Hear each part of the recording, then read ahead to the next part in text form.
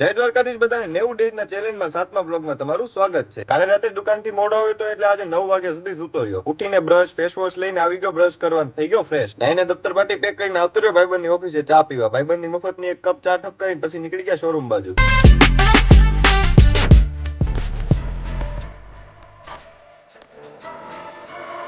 આવી ગયો શોરૂમ ને આવીને પહેલા તો વારે ફરતે બે શટર ખોલી નાખ્યા, પછી અંદર આવીને સફાઈનું બિફોર આફ્ટર કરી નાખ્યું. સફાઈનું કામ જેવું પત્યું એટલે પીસી ઓન કરીને માતાજીને દીવાબત્તી કરી નાખ્યા. પછી તો એક કામ આવી ગયું હતું એટલે કઈ શૂટ થયું નહીં ને વાગી ગયા 2:28. સાથે સાથે ચાનો ટાઈમ પણ થઈ ગયો એટલે મંગાવી લીધી ચા. તો ચાનો કપ નીચે મૂક્યો તો ત્યાં આવી ગયા વિવેકભાઈ તરબૂચનો જ્યુસ લઈને. પછી તો બધાએ પરાણે અડધો ગ્લાસ જ્યુસ પીધું અને સાથે સાથે વિવેકભાઈ ડ્રાયફ્રૂટ પણ લાવ્યા હતા બીજી દુકાન માટે. પછી મેં જુગાડથી પેપરની ડીશ બનાવીને ભરી લીધા મારા માટે કાજુ, અને પછી કાજુ ખાઈને અમે લાગી ગયા દુકાન સાફ કરવા. દુકાન સાફ કરીને એક કામ હતું રૂમે એટલે ગાડીની ચાવી લીધી, નીકળી ગયો રૂમે જવા માટે.